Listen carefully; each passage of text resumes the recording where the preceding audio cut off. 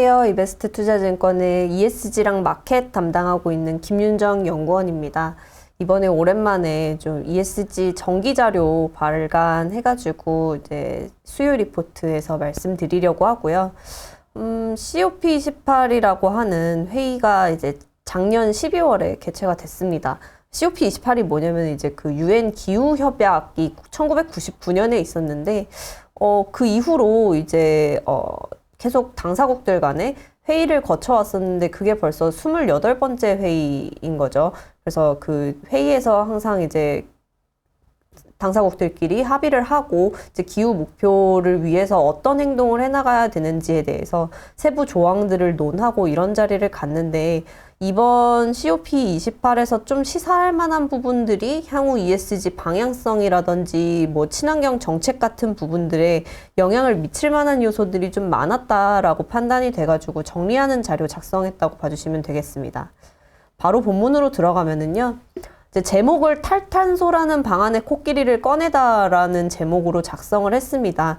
그만큼 기존에 차마 건드리지 못한 주제였지만 뭐 중요도가 높았던 주제들을 좀 이번 COP28에서 많이 좀 언급이 되었다라는 식으로 받아들여 주시면 되겠고요.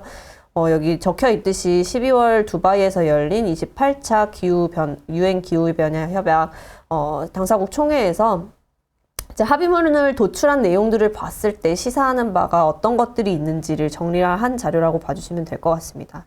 크게 블랙 포인트로는 3가지 정도의 결론을 제시를 하고 있어요. 우선 첫 번째 같은 경우는 발전 에너지원과 관련해서 2가지를 말씀드릴 수가 있겠는데 화석 연료에 대한 첫 언급인 동시에 원래 초안에서는 단계적 퇴출이라는 표현을 썼었는데 이제 그 부분이 좀 소폭 완화가 됩니다. 단계적 퇴출이 아니라 단계적 전환이라는 표현을 사용함으로써 다소 좀 완화적인 스탠스로 전환이 되었다라고 보실 수가 있을 것 같아요. 아래 표랑 관련해서 본다면 지금 뭐 이게 파란 글씨로 되어 있는 부분이 최종 합의문 28조의 전반적인 내용들이 정리가 되어 있어서 말씀드리는데 지금 뭐 탄소 배출 저감 시설을 갖추지 않은 석탄화력 발전 시설의 단계적 감축이라는 말이 표현이 되어 있고요. 기존의 초안 같은 경우는 신속한 단계적 퇴출, 뭐 승인 즉각적 중지 이렇게 좀 다소 과격한 표현, 급진적인 표현이 사용되어 있었는데 다소 좀 완화적인 방향성으로 나아갔다라는 식으로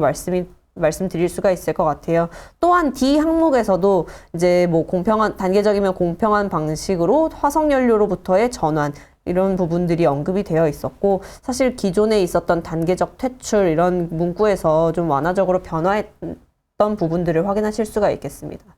두 번째로는 이제 뭐 재생에너지 뿐만 아니라 원자력이나 탄소 포집 저장과 같은 부분이 좀 언급이 되었다라는 건데요. 이거를 포괄을 해가지고 무탄소 에너지라고 언급을 합니다.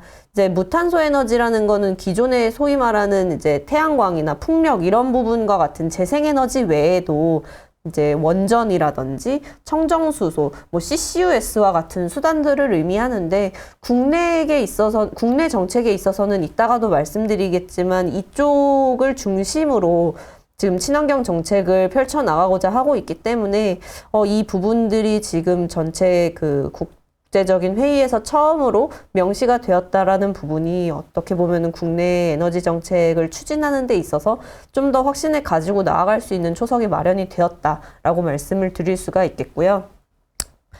첫 번째는 이렇게 말씀을 드렸고 두 번째 같은 경우는 식량 안보에 대해서 논의가 이루어지기 시작합니다. 이 부분도 뒤에서 말씀을 드리겠지만 결국 식량 안보 문제가 왜 불거졌는지 그리고 그 부분으로 인해서 어떤 영역들의 투자가 들어갈지에 대해서 말씀을 드리고 있는데 전반적으로 식량 부분에서 탄소 배출량이 가장 많이 차지하는 부분은 농업에 해당하기 때문에 이 농업 쪽에 대한 투자 뭐 예를 들면 스마트팜이라든지 뭐 농기계 로봇 기술이나 AI를 접목시키는 그런 류의 기술 투자에 좀 자금이 몰릴 것 같다라는 식의 아이디어를 제공드리고 있고요.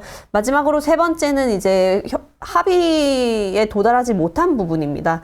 파리협정 6조라는 부분이 있는데 그 부분 세부 지침 합의가 실패하면서 사실상 탄소 시장 을 추진을 하는 게 좀 지연이 되겠어요. 그래서 이 부분이 좀 우리나라나 산업계에 미칠 수 있는 영향들에 대해서도 분석을 해본 자료라고 보시면 되겠습니다. 그래서 첫 번째로 이제 발전에너지 쪽이랑 관련돼서 간단하게만 이 부분은 설명을 드리고 넘어가자면, 그러니까 글로벌 탄소 중립 목표는 사실 뭐 이전에 뭐 다들 잘 아시겠죠. 그동안의 탄소 배출량을 고려하지 않고 무분별하게 개발을 했을 때 환경들이 파괴가 되고 했었기 때문에 그런 부분들을 지속 가능한 경제, 지속 가능한 성장을 유지하기 위해서는 깨끗한 에너지를 고려한 경제 발전을 이렇게 해야 된다라는 부분에서 글로벌 합의를 이루었던 것이고, 그 부분을 처음 시작했던 게 1992년 기후변화협약 UNFCCC라고 하는 협약에서 출발을 했고요. 뭐 97년 교토의정서나 2015년에 파리협정 등에 이어져서 이런 회의들이 이어져 왔다라고 말씀드릴 수가 있겠습니다.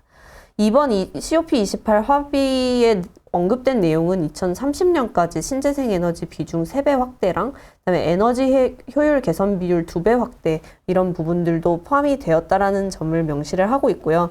그래서 뭐 탄소 중립 목표가 뭐 후퇴하거나 그런 거는 아닙니다. 오히려 이제 신재생 에너지 쪽을 더 가속화를 해야 된다라는 부분이 있었지만, 지금 결국에는 말씀드리고자 하는 부분은 화석연료에 대한 스탠스 변화가 좀 중요하게 여겨지고 있다라는 부분이고요.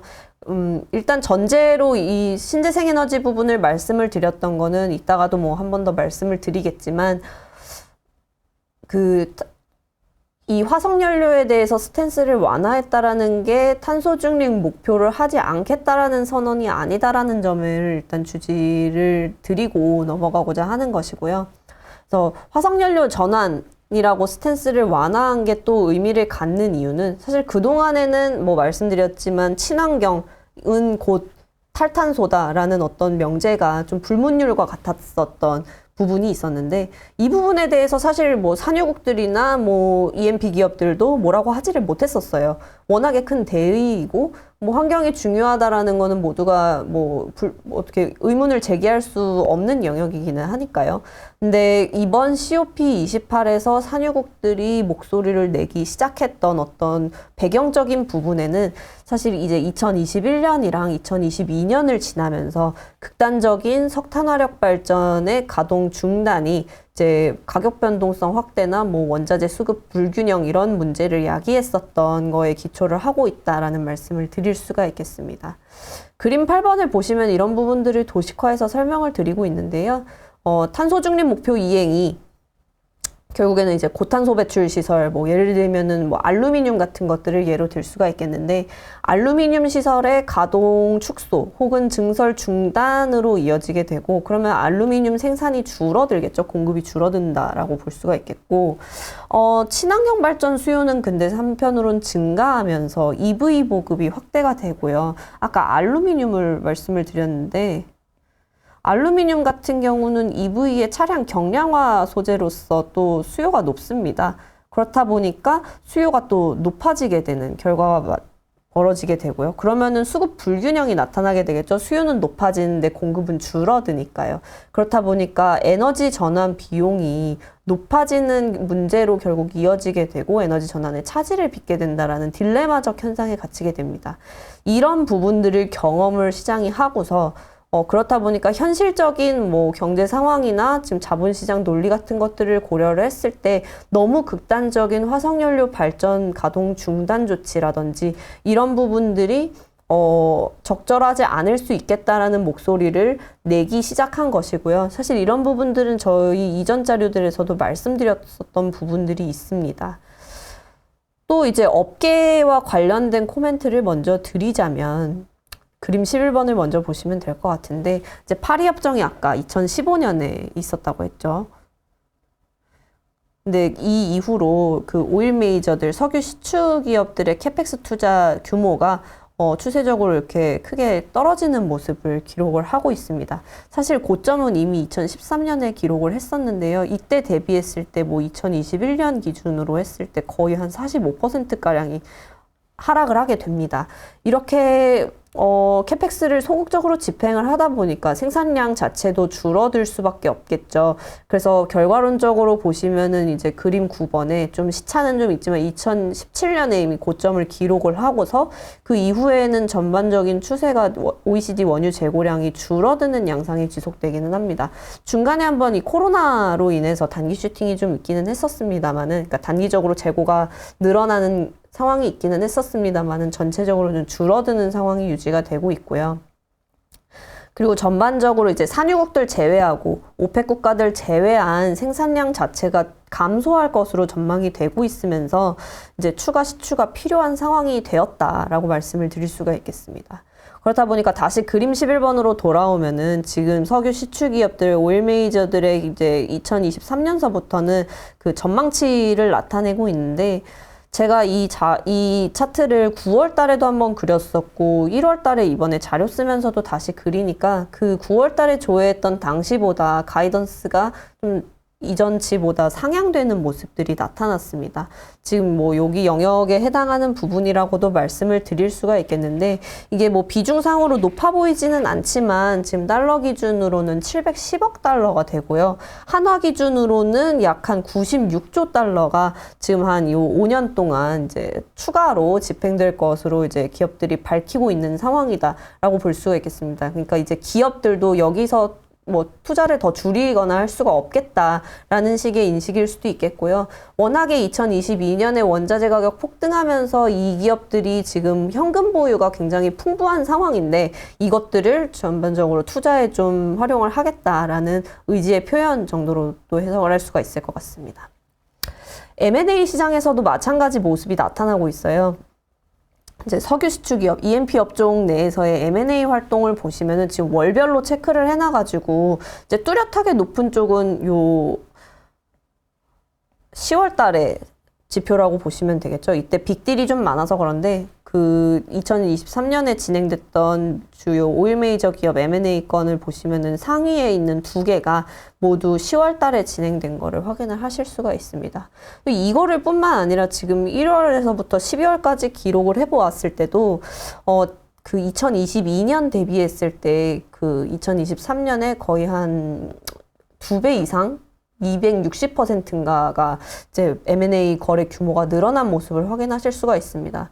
이게 얼마나 의미가 있는 거냐면 전반적인 M&A 시장 규모 자체는 뭐 고금리고 이런 부분들 때문에 사실 좀 위축이 되어 오는 시기였거든요. 근데 그런 반면에 이제 석유 시추 기업 내에서의 M&A는 굉장히 활발했었고, 그렇다 보니까 미국 전체 M&A 시장 내에서 이 석유 시추 업종 M&A가 차지하는 비중이 2022년에 5% 정도밖에 되지 않았었는데 2023년 들어서는 17% 정도까지 급격하게 증가하는 모습을 나타내게 됩니다.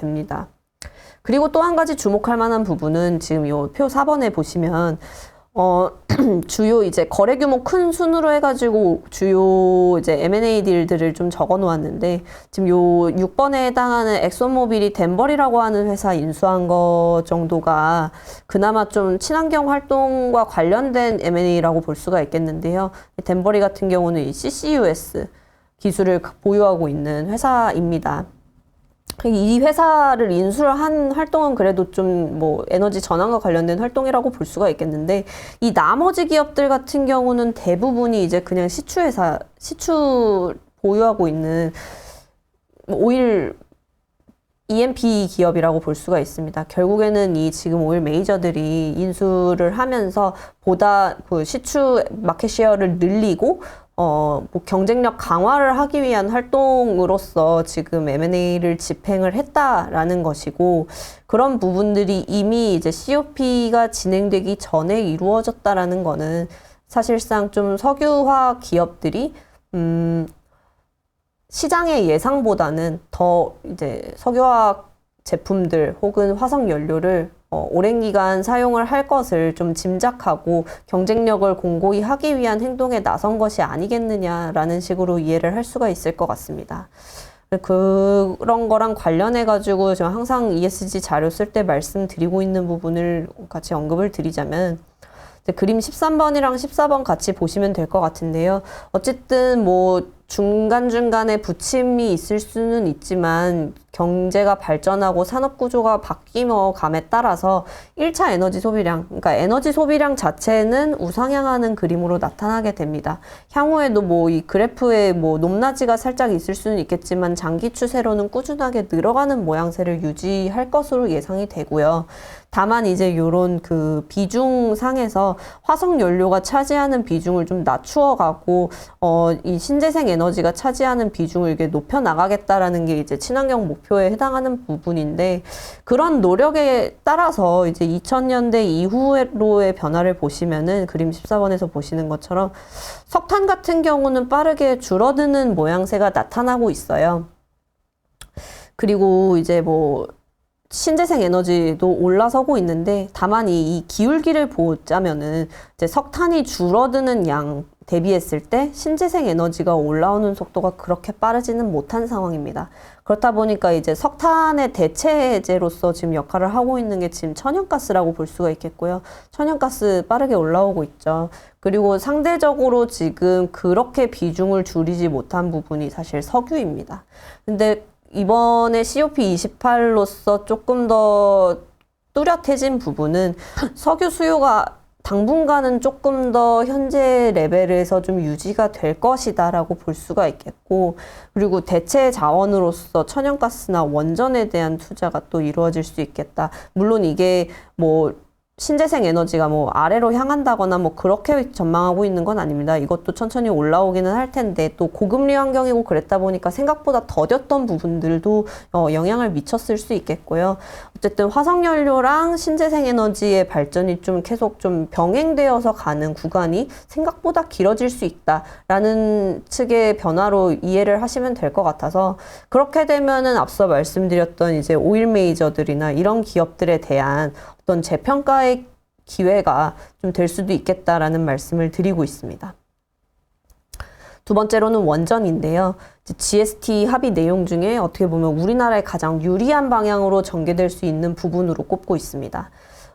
그동안의 COP 회의에서는 재생에너지, 그러니까 뭐 지금 아리백의 내용을 참고 삼아 넣어놨는데, 이제 그 태양광 풍력 이런 것과 같은 이 재생에너지만을 감축수단으로 인정을 해왔었는데, 이번에 COP 합의문에서는 아까도 보셨다시피 원자력에 대한 언급이 있었고 CCUS에 대한 언급이 있었습니다.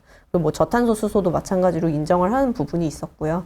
이 부분을 통틀어서 이제 무탄소 에너지 CFE라고 하는데, 우리나라는 이 무탄소 에너지를 인정받기 위한 어떤 이니셔티브 활동에 주도적으로 참여하면서 이렇게 인정을 받는 데 좀 역할을 한 부분들이 있습니다.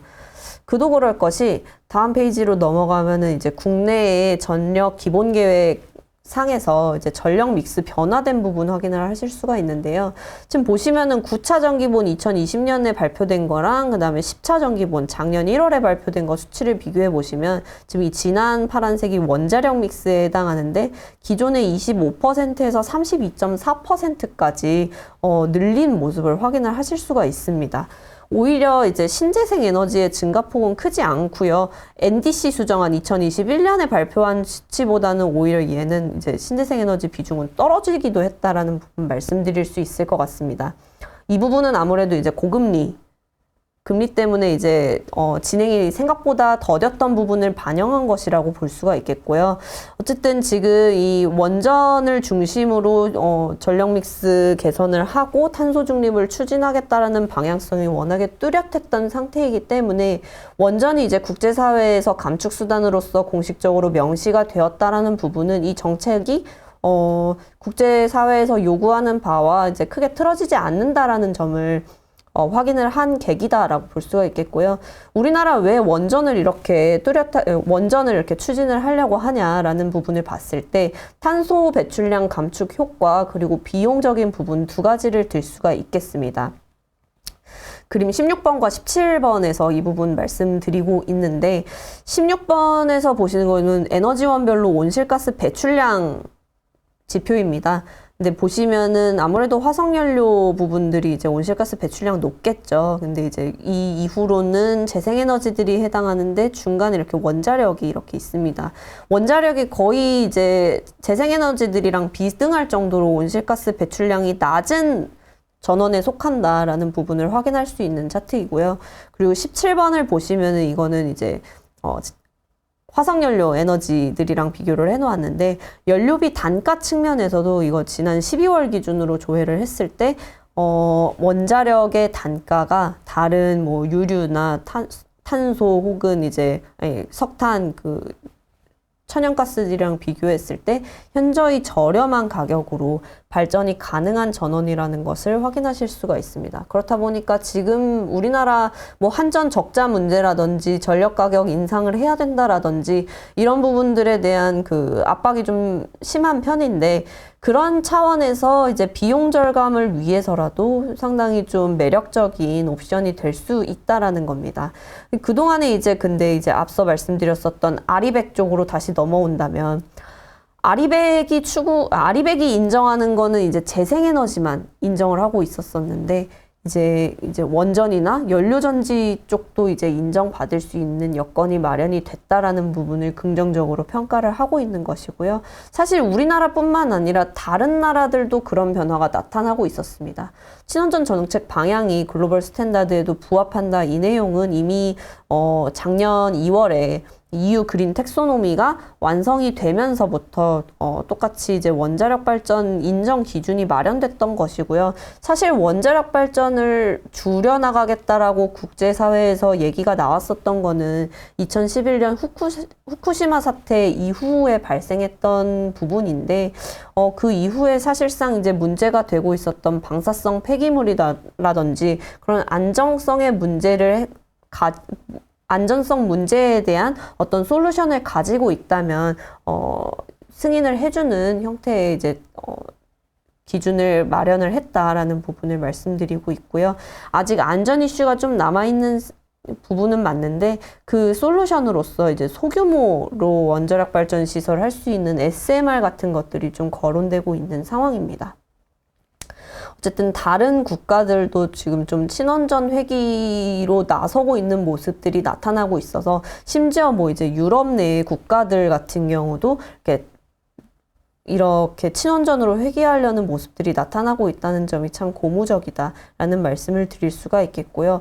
일본마저도 뭐 후쿠시마 사태 그리고 연초부터 뭐 대지진의 피해를 입기는 했습니다만 원전을 탈탄소 전원으로 활용하고자 하는 의지를 아직까지는 뭐 정부에서 뭐 전환을 하거나 그러지는 않았기 때문에 친원전 기조는 뭐 당분간 지속이 되지 않을까라는 부분 말씀드릴 수가 있겠습니다. 그리고 이제 화석연료 부분이 생각보다 줄어들기가 어렵다면은 또 중간 단계에 있는 천연가스 내지는 이제 원자력의 활용도가 또 높아질 수 있는 상황이기 때문에 긍정적이다라고 말씀을 드릴 수가 있겠고요.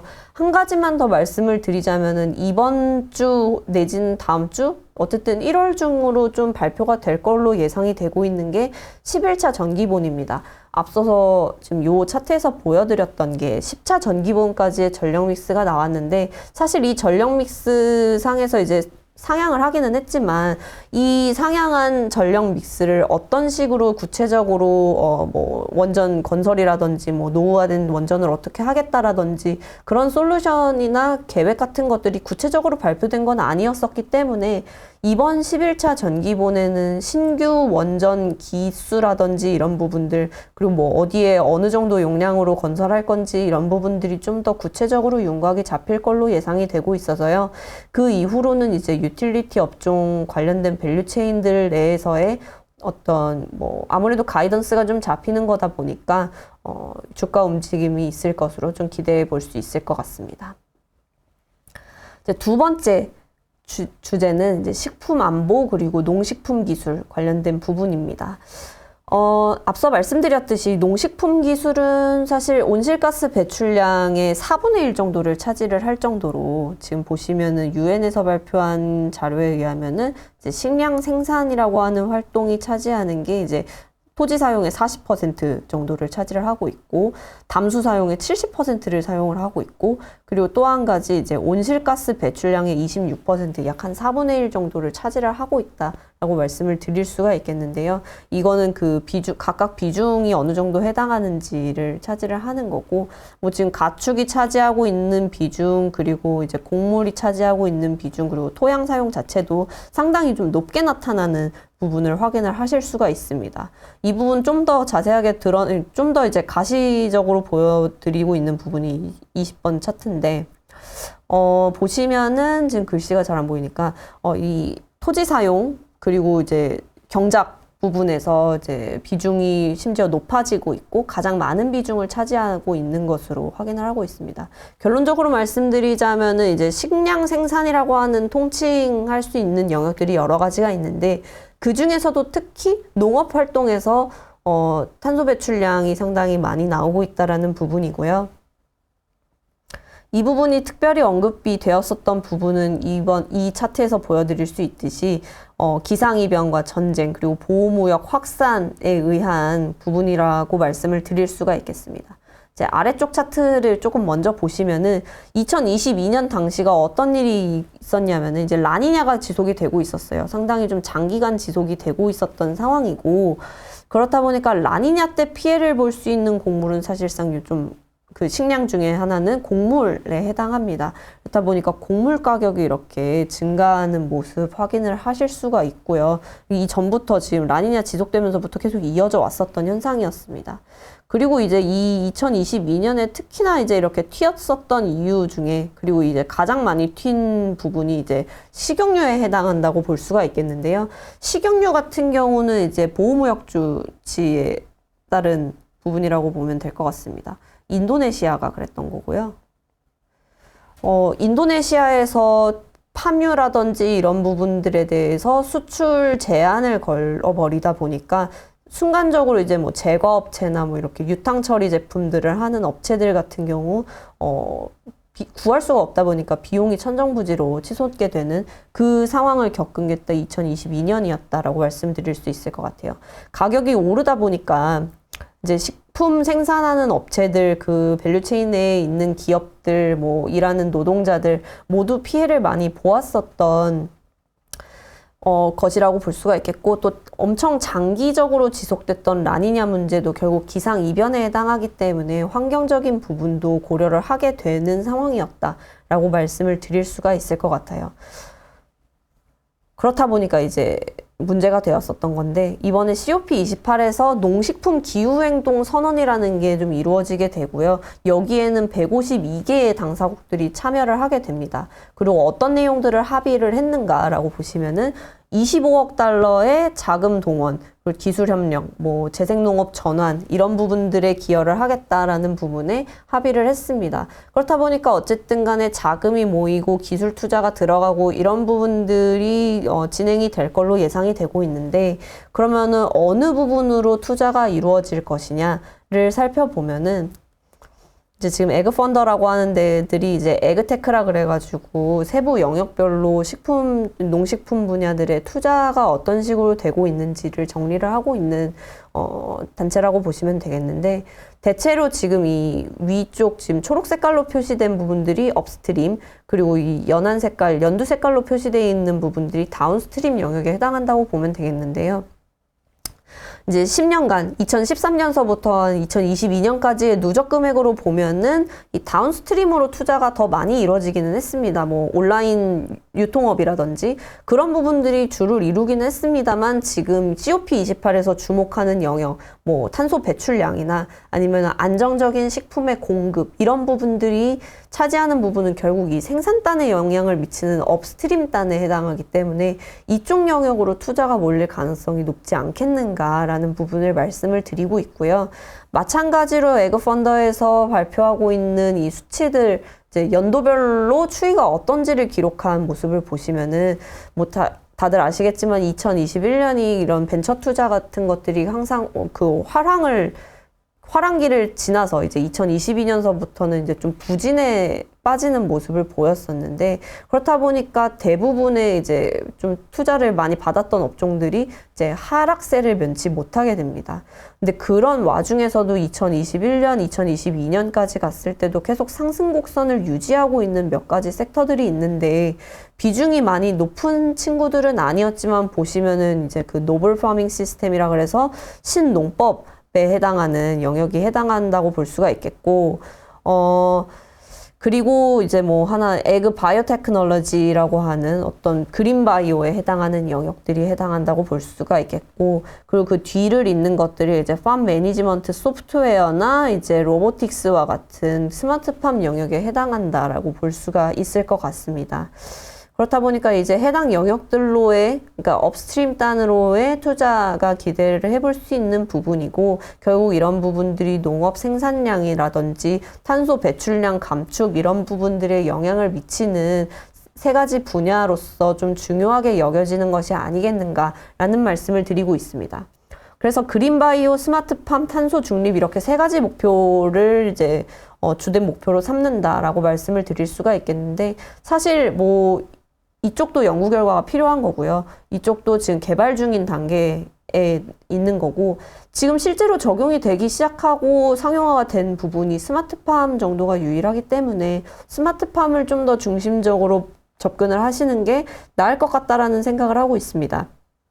실제로 이제 작년에 우리나라 스마트팜 수출 실적 따지고 보면은 이제 2022년 대비했을 때 약간 2배 이상 성장한 2억 9,600달러 정도를 2억 9,600만 달러를 기록을 했거든요.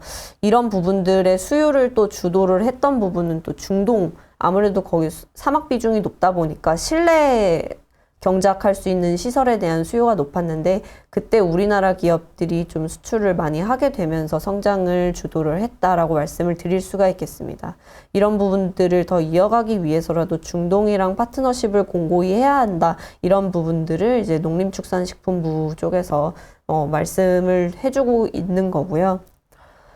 스마트팜 영역 내에서도 나누어서 본다면은 아무래도 탄소 중립 목표에 좀 더 적합한 것으로 보이는 영역들이 해당을 하겠죠. 그렇다 보니까 이제 농약 쪽이나 제초제, 비료 이런 쪽은 아무래도 좀 선순위에서는 멀어질 것 같습니다. 그렇다 보니까 보조제나 훈증제 이런 쪽을 제외하고 로봇, 드론, IoT 뭐 하나 더 안 나오면 분무기 이런 쪽, 그러니까 물 주는 그런 기계 쪽도 좋을 것 같다라고 보고 있고요.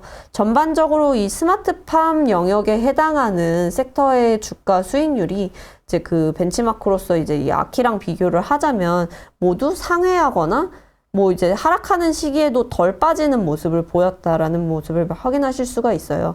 2023년 같은 경우는 부진하긴 했는데, 이때는 워낙에 좀 빅테크에 쏠림 현상이 있었다 보니까 지난 그 2023년 제외하고 지난 3년 동안은 꽤나 좀 긍정적인 실적을 기록을 했었다라는 부분에서 유의성을 좀 확인을 해주시면 될 것 같고요.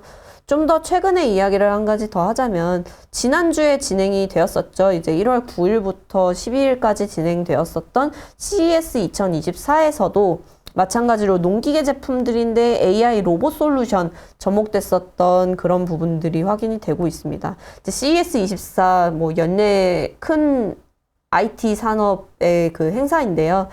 이번에 AI 쪽들이 워낙에 좀 크게 화두가 됐었다 보니까 역시 이 전시장에서도 화두가 되었던 부분이 AI에 해당하는데, 이 농기계단에도 AI를 접목시킬 수 있다라는 부분을 이제 전시회장에서 확인을 할 수 있었던 거고, 국내 기업 같은 경우는 이제 두산 밥캣이 지금 두산 전시장 사진이 이제 그림 28번에 나오고 있는데, 여기에 있는 이 부분이 이제 두산 밥캣의 로보틱스 그 트랙터에 해당합니다.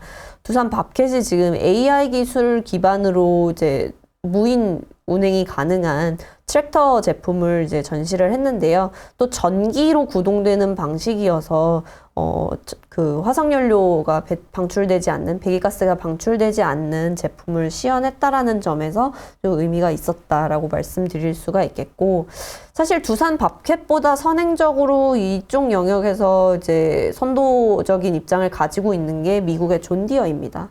존 디어 같은 경우도 뭐 마찬가지로 이번 CES 2024에서 AI 기반 무인 트랙터를 시연을 했습니다. 그리고 그 이전부터도 뭐 씨를 뿌리는 기계라든지 아니면은 뭐 제초제인데 그 타겟 공간에다가 제대로 이제 타겟해서 줄 수 있어가지고 그 제초제나 비료 사용량 같은 거를 효율적으로 조절을 할 수 있는 그런 기술을 가진 제품들을 많이 시연을 했었는데요. 그렇다 보니까 지금 다시 COP28의 목적으로 돌아가서 이제 친환경적인 목표와 생산량 증대라는 두 가지 목적을 모두 만족시킬 수 있는 회사가 어떻게 보면 존 디어가 좀 가장 모범적인 사례가 아니겠는가라는 말씀을 드릴 수가 있겠습니다. 자율주행이나 전력으로 구동되는 농기계, 그리고 제초제나 비료 사용량을 최적화함으로써 환경오염 이슈에서도 긍정적이고요. 이런 부분들이 좀 긍정적으로 볼 수가 있는데, 그렇다 보니까 실적상으로도 지난 20년간 이 농기계 회사가 맞나 싶을 정도로 성장성을 보여주고 있습니다. 특히나 지난 2년 동안이 큰 폭으로 성장하는 모습이 나타나고 있고요. 주가에도 이미 2020년에서 2021년에 이렇게 반영하면서 크게 상승하는 모습을 나타내고 있습니다. 향후에도 이제 성장성이 있을 걸로 기대가 되고 있기 때문에 지난해 동안은 사실 좀 주가가 횡보하는 모습을 보였었는데, 오히려 이런 성장성을 감안한다면 또 장기 투자 사이클 측면에서 좀 접근을 해보시는 것도 나쁘지 않을까라는 아이디어 드리고요. 존 디어 같은 경우는 그동안에 좀 꽤나 오랜 기간 동안 이제 스타트업들을 인수를 하고 기술 개발이나 어떤 시스템 같은 것들을 출시하고 신규 농기계 같은 것들을 출시하면서 이제 사업구조 재편을 해나가고 있었고요. 사업구조 재편이라기보다는 기존의 농기계에만 머물러 있지 않고 첨단 기술을 계속 접목시키려는 노력을 했다 정도로 말씀을 드릴 수가 있을 것 같은데, 그런 결과로서 나타나고 있는 게 이렇게 EPS 상승 그리고 주가의 상승 이렇게 나타났다라고 말씀을 드릴 수가 있겠습니다. 세 번째로는 이제 온실가스 배출 감축을 위해서 이제 국제 탄소 시장을 규정하는 것이 이제 파리협정 6조인데, 결과적으로는 이번에 이제 합의에 실패했다라는 부분인데요. 파리협정 6조는 결국에는 이제 기존에 이렇게 ETS, 그러니까 배출권 거래제라고 하는데, 전 세계적으로 28개 ETS가 각각 운영 중입니다. 여기 보시면은 뭐 우리나라도 이제 각자의 ETS를 KETS라고 하는데 운영을 하고 있고요. 뭐 가장 좀 유명하게 가장 좀 레퍼런스가 높은 ETS는 유럽의 EU ETS라고 말씀을 드릴 수가 있겠습니다. 문제는 뭐냐면은 각각 28개 권역에서 운영 중이고, 그렇다 보니까 가격 변동성이 제각기 나타나고 있는 것이고, 절대적인 가격 레벨도 차이가 어마어마하게 나타나고 있습니다. 특히나 이제 뭐 유럽이나 영국 쪽의 ETS 가격이랑 뭐 중국의 ETS 가격이랑 뭐 우리나라랑도 차이가 많이 나고요. 이렇게 방향성도 다르고 가격 레벨도 다르고 이런 부분들이 나타나고 있기 때문에 사실상 기업들이 탄소 배출권을 거래하면서 활용을 하기에 좀 어려움이 있고, 이 가격의 신뢰성이라든지 이런 데에도 불신을 낳게 되는 결과가 나아지게 됩니다. 그렇다 보니까 파리협정 6조에 의해서 이제 중앙화된 거래 시장을 갖추고 이런 부분들을 좀 조율을 하고자 했었는데, 이번에는 어쨌든 합의를 하지 못했고요. 중앙 규제 시장이다 보니까 이번에 합의가 되지 못하면 빨라야 2027년에나 이런 시장이 열릴 수 있을 것으로 보이게 됩니다. 그렇다 보니까 지금 당분간 이 국제시장 규정이 좀 늦어질 것이다 라는 부분이 예상이 되는 부분이고요. 문제가 되는 부분은 우리나라의 NDC 목표를 달성하는 데 있어서 이 외부 감축 사업이 차지하는 비중이 크기 때문에 여기에는 좀 제동이 걸릴 수 있다라는 부분입니다. 우리나라 정부 작년 3월에 이제 1차 탄소 중립 기본 계획안이라고 해가지고 발표를 했는데, 보시면은 이제 뭐 산업이나 전환, 수소 CCS, 국외 감축 그리고 더 많은데 주된 것만 가지고 왔어요. 근데 이제 2021년 때 발표를 했던 게 있고 이제 작년 3월에 발표를 한 게 있는데 뭐 전반적으로 목표를 상향을 했지만 산업 부분에서는 이제 부담을 경감한다라는 측면에서 이제 감축률을 좀 하향한 부분을 확인을 하실 수가 있고 나머지 영역에서는 목표를 다 상향을 했습니다. 그리고 CCUS를 통한 감축분도 이제 상향을 해서 국외 감축을 통해서 감축하겠다고 하는 탄소양 자체가 3,750만 톤 정도가 해당하게 되고요. 이 부분은 전환 부분 감축 목표 다음으로 가장 높은 비중에 해당하는 부분이라고 보실 수가 있겠습니다. 그렇다 보니까 이제 우리나라 입장에서는 탄소 배출, 이런 부분, 탄소 배출권이 국제 감축 사업에 대한 의존도가 높은 구조라고 말씀을 드릴 수가 있겠는데, 전반적으로 이 국내 ETS보다는 국제 감축 실적에 의존을 하고 있는 실정이다 보니까 국제시장 출범이 늦어지게 되면 여기서 인정을 받을 수 있는 비중도 좀 지연이 된다라는 거고요. 그렇다 보면 NDC를 달성하는 데 있어서 차질을 빚게 될 수 있겠다라는 부분을 말씀을 드릴 수가 있겠습니다. 이 부분은 KETS와 관련된 부분이어가지고 조금 넘어가도록 하겠고, 그림 39번 보시면은 확실히 이제 국외 인증 실적이 꾸준하게 늘어나고 있고 가파르게 늘어가고 있는 모습을 확인하실 수가 있죠. 그리고 오히려 이제 국내 배출권 거래 자체는 좀 줄어들기도 했고, 이제 2020년서부터는 가동을 중단하고 이런 공장들이 많았었기 때문에 배출권 이월량 자체도 늘어나는 모습들을 확인하실 수가 있습니다. 국내 거래소의 탄소 배출권 내역들을 확인해 보시면 상장 폐지일이 정해져 있기 때문에 이게 기한이 있는 탄소 배출권이다 보니까 사실상 시장에서 기한 내에 거래되거나 소진되지 못하면은 그야말로 그냥 휴지 조각이 되어버리는 거기 때문에 구조적으로 가격이 계속 하향될 수밖에 없는 구조를 가지고 있었다. 특히나 이렇게 배출권의 수요가 좀 남아도는 상황에서, 배출권의 공급이 남아도는 상황에서는 좀 그런 상황을 겪고 있다라는 부분을 말씀을 드릴 수가 있겠습니다. 상대적으로 이제 규제 시장, 국제 탄소 시장의 출범이 늦어지다 보니까 그러면은 반대급부로 이제 자발적 탄소 시장에 대한 기대감이 높아지지 않겠는가라는 아이디어를 제시할 수 있을 것 같아요. 탄소 시장, 그러니까 뭐 기업들이 아리백 선언을 한다든지 이런 부분들을 충족시키기 위해서 사실 뭐 포스코 같은 경우를 예를 든다면은 탄소 자체적인 사업 구동을 하면서 탄소 배출이 되지 않게 할 수가 당장은 없으니까 이제 이런 부분에 대한 대안으로서 뭐 국외 감축 프로젝트를 시행을 하고 그거에 대한 인증을 이제 자발적 탄소 시장에서 받는다라고 크레딧을 받는다라고 표현을 하는데 그거를 이제 VCM이라고 하거든요. 그런 부분들에 대한 수요가 높아졌었어요. 자발적 탄소 시장이 이제 아리백 선언하는 기업들 늘어가면서 같이 늘어났었는데 그림 40번과 41번을 보시면 자발적 탄소 시장도 사실 최근에는 좀 그렇게 좋지 못했던 모습을 보였던 게 이제 가격은 2021년에서 2022년까지 올라가는 모습들을 보입니다. 이제 2023년은 좀 다소 변동되는 모습을 보이긴 했는데 근데 가격은 올랐는데 이제 거래량이나 발행량 자체가 그러니까 Q가 줄어들다 보니까 이 시장 규모 자체는 또 2021년 대비 2022년에 줄어드는 모양새가 나타나요. 이렇게 Q가 줄어들었던 원인 중에 하나는 또 그린워싱 이슈를 배제할 수가 없습니다. 그러니까 자율적인 부분에 해당하는 탄소 시장이다 보니까 규제가 없잖아요.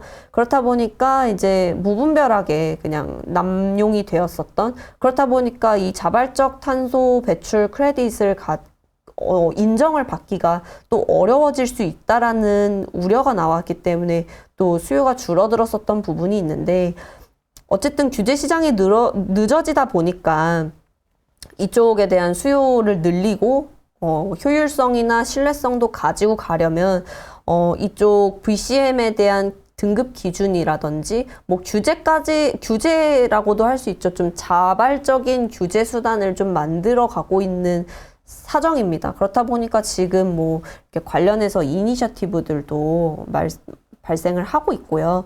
거기서 나름대로의 기준을 가지고 이제 어느 정도 기준에 만족하는 애들만 이제 VCM 크레딧을 발행을 하겠다라고 이제 규정을 만들고 있는 상황이기 때문에 자발적 시장이 그래도 상대적으로 규제 시장보다는 빨리 안정이 되고 활성화가 될 수 있지 않겠는가 정도로 말씀을 드릴 수 있을 것 같습니다.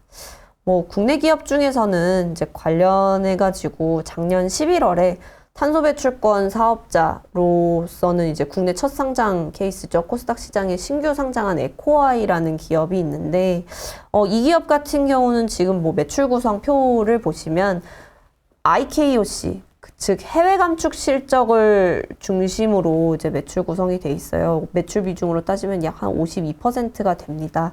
그래서 사실 이제 이 국제 감축 실적 부분이 이제 좀 슬로우해진다면은 좀 매출에 타격을 입을 수가 있는 구조인데, 긍정적인 부분 이 자발적 시장 쪽에서의 매출 비중도 약 한 37%, 물론 이게 과반에 해당하기는 하지만 37% 정도 가지고 있기 때문에 여기서 그래도 받쳐주고 있는 부분들은 리스크를 나름대로 이제 분산하고 있는 구조를 가지고 있다라고 말씀을 드릴 수가 있겠고요. 다만 이제 실적이랑 별개로 지금 주가의 흐름은 사실 탄소 배출권 시장이다라고 하는 게 투자자분들에게 그렇게 인지도가 있는 영역은 아닌 것 같습니다. 그렇다 보니까 가장 좀 인지도가 있는 유럽 탄소 배출권 선물이 있는데, 이 가격이랑 좀 에코아이 상장 이후 주가 흐름이 좀 동행하는 양상이 나타나고 있어요. 문제는 뭐냐면 유럽 탄소 배출권 가격이 작년에 내내 좀 하향세를 보였다라는 점인데, 이 원인으로 따져본다면 유로존 쪽도 이제 경기 둔화라든지 뭐 제조업 쪽 업황 부진이라든지 이런 문제에 시달리면서 이 산업 생산 지표가 꾸준하게 좀 안 좋게 나오기 시작합니다. 지금 이거 마지막에 나온 데이터가 1월 15일 날 발표된 작년 11월의 데이터고요. 근데 이게 지금 벌써 한 7개월째 마이너스대를 유지하고 있고 마이너스 폭을 키우고 있습니다. 이렇다 보니까 산업단의 수요가, 그러니까 생산을 덜 한다라는 거는 그만큼 뭐 공장 가동을 덜 한다라는 거니까 배출권도 사용을 덜 하겠죠. 이 배출권 수요를 약화시킬 수 있는 요인인지라 전반적인 방향성 자체는 좀 우려가 된다라는 말씀을 드리도록 하겠습니다. 또 한 가지 이제 참고 삼아 말씀드릴 수 있는 거는 SK그룹의 행보인데요. SK그룹은 이제 아시아 최초로 VCM 연합을 만들어가지고 자체적인 탄소 배출권 시장을 만들겠다라고 하고 있습니다. 기술력을 기반으로 뭐 예를 들면 CCUS 기술 같은 게 해당하겠죠.